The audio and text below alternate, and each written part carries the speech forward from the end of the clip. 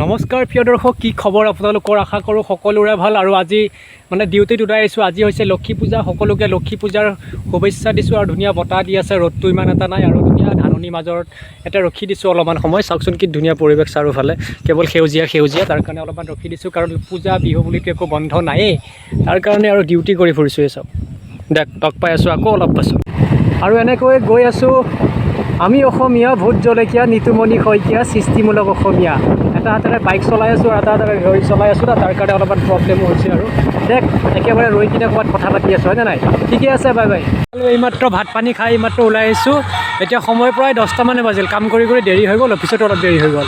আৰু ওচৰতে চলি আছে নামটো, ব'লক যাওঁ চাবলৈ নাম, আপোনালোকক দেখাওঁ নে কি কয়, ব'লক।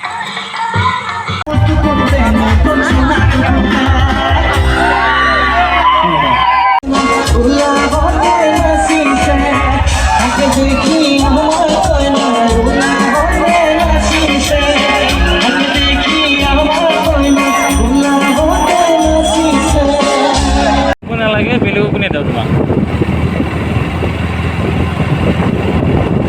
মই থাকি দিলাম তোমাক